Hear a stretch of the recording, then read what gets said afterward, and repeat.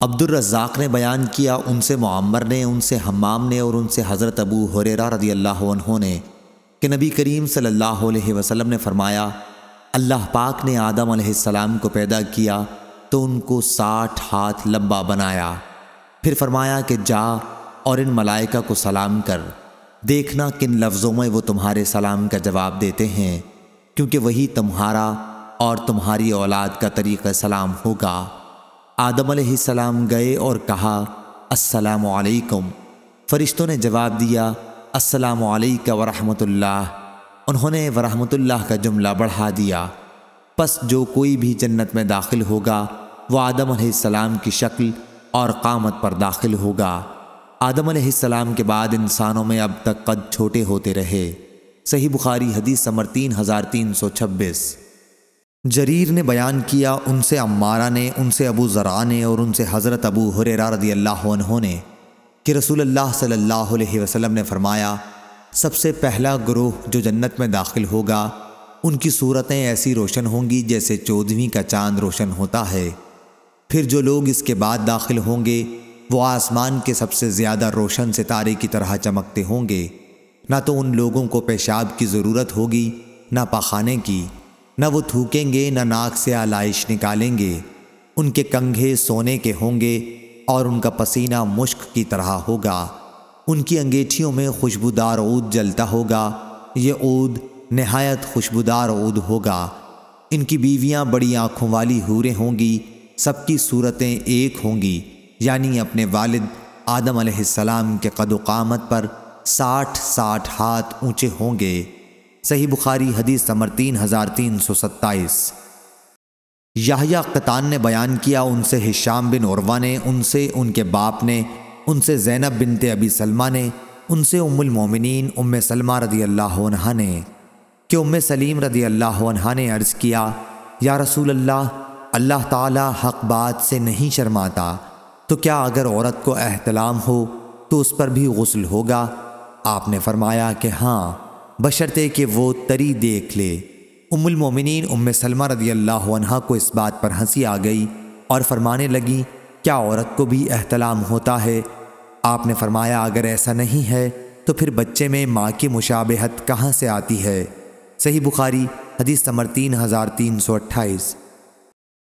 حضرت انس رضی اللہ عنہ نے بیان کیا کہ حضرت عبداللہ بن سلام رضی اللہ عنہ کو جب رسول کریم صلی اللہ علیہ وسلم کے مدینہ تشریف لانے کی خبر ملی تو وہ آپ کی خدمت میں آئے اور کہا کہ میں آپ سے 3 چیزوں کے بارے میں پوچھوں گا جنہیں نبی کے سوا اور کوئی نہیں جانتا۔ قیامت کی سب سے پہلی علامت کیا ہے؟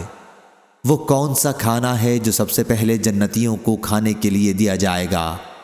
اور کس چیز کی وجہ سے بچہ اپنے باپ کے مشابہ ہوتا ہے؟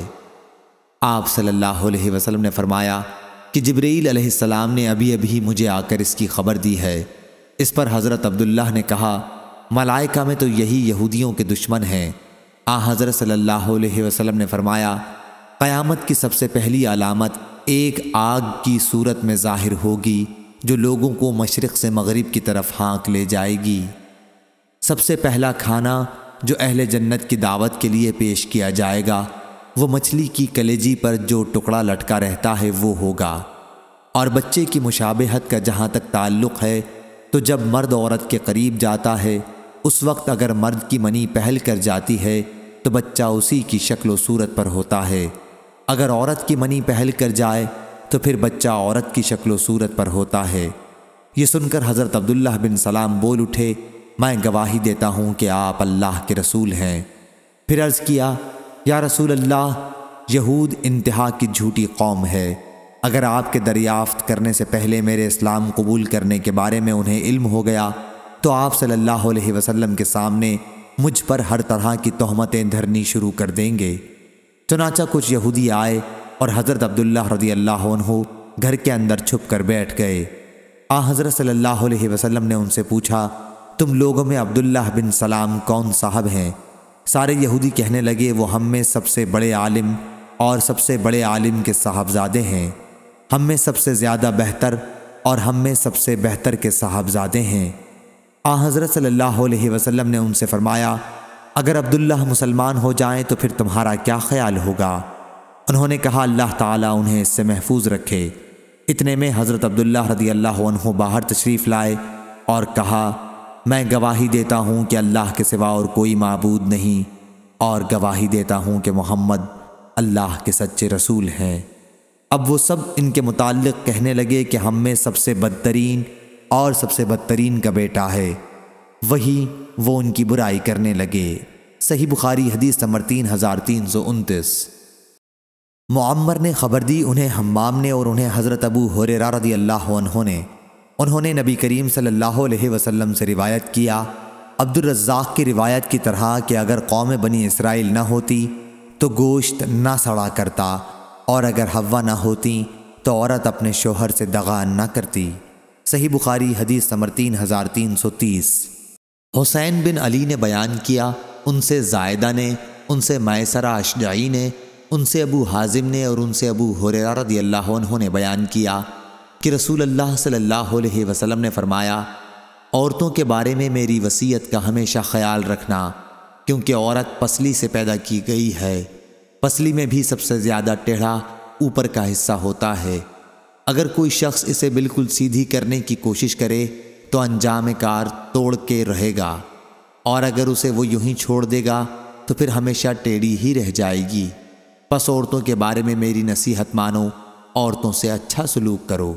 صحیح بخاری حدیث نمبر 3331۔ زید بن وہب نے بیان کیا، کہا ہم سے عبداللہ بن مسعود رضی اللہ عنہ نے بیان کیا کہ نبی کریم صلی اللہ علیہ وسلم نے بیان فرمایا، اور آپ سچوں کے سچے تھے کہ انسان کی پیدائش اس کی ماں کے پیٹ میں پہلے 40 دن تک پوری کی جاتی ہے، پھر وہ اتنے ہی دنوں تک علقہ یعنی غلیظ اور جامد خون کی صورت میں رہتا ہے، پھر اتنے ہی دنوں کے لیے مضغہ گوشت کا لوتھڑا کی شکل اختیار کر لیتا ہے، پھر چوتھے چلے میں اللہ تعالیٰ ایک فرشتے کو 4 باتوں کا حکم دے کر بھیجتا ہے، پس وہ فرشتہ اس کے عمل، اس کی مدت زندگی، روزی اور یہ کہ وہ نیک ہے یا بد کو لکھ لیتا ہے۔ اس کے بعد اس میں روح پھونکی جاتی ہے، پس انسان زندگی بھر دوزخیوں کے کام کرتا رہتا ہے، اور جب اس کے اور دوزخ کے درمیان صرف 1 ہاتھ کا فاصلہ رہ جاتا ہے تو اس کی تقدیر سامنے آتی ہے، اور وہ جنتیوں کے کام کرنے لگتا ہے اور جنت میں چلا جاتا۔ اسی طرح ایک شخص جنتیوں کے کام کرتا رہتا ہے، اور جب اس کے اور جنت کے درمیان صرف 1 ہاتھ کا فاصلہ رہ جاتا ہے تو اس کی تقدیر سامنے آتی ہے، اور وہ دوزخیوں کے کام شروع کر دیتا ہے اور دوزخ میں چلا جاتا ہے۔ صحیح بخاری حدیث نمبر 3332۔ حماد بن زید نے بیان کیا، ان سے عبید اللہ بن ابی بکر بن انس نے اور ان سے انس بن مالک رضی اللہ عنہ نے بیان کیا کہ نبی کریم صلی اللہ علیہ وسلم نے فرمایا، اللہ تعالیٰ نے ماں کے رحم کے لیے ایک فرشتہ مقرر کر رکھا ہے، وہ فرشتہ عرض کرتا ہے اے رب یہ نطفہ ہے، اے رب یہ مضغہ ہے، اے رب یہ علقہ ہے۔ پھر جب اللہ تعالیٰ اسے پیدا کرنے کا ارادہ کرتا ہے تو فرشتہ پوچھتا ہے اے رب یہ مرد ہے یا یہ عورت ہے، اے رب یہ بد ہے یا نیک، اس کی روزی کیا ہے اور مدت زندگی کتنی ہے؟ چنانچہ اسی کے مطابق ماں کے پیٹ ہی میں سب کچھ فرشتہ لکھ لیتا ہے۔ صحیح بخاری حدیث نمبر 3333۔ شعبہ نے بیان کیا، ان سے ابو عمران جونی نے اور ان سے حضرت انس رضی اللہ عنہ نے نبی کریم صلی اللہ علیہ وسلم سے کہ اللہ تعالیٰ قیامت کے دن اس شخص سے پوچھے گا جسے دوزخ کا سب سے ہلکا عذاب کیا گیا ہوگا، اگر دنیا میں تمہاری کوئی چیز ہوتی تو کیا اس عذاب سے نجات پانے کے لیے اسے بدلے میں دے سکتا تھا؟ وہ شخص کہے گا کہ جی ہاں۔ اس پر اللہ تعالیٰ فرمائے گا کہ جب تو آدم کی پیٹھ میں تھا تو میں نے تجھ سے اس سے بھی معمولی چیز کا مطالبہ کیا تھا روز ازل میں کہ میرا کسی کو بھی شریک نہ ٹھہرانا، لیکن جب تو دنیا میں آیا تو اسی شرک کا عمل اختیار کیا۔ صحیح بخاری حدیث نمبر 3334۔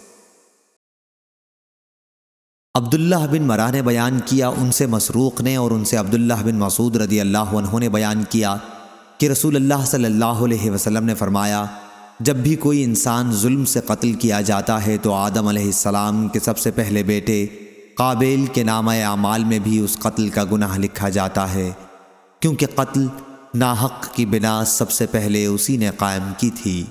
صحیح بخاری حدیث نمبر 3335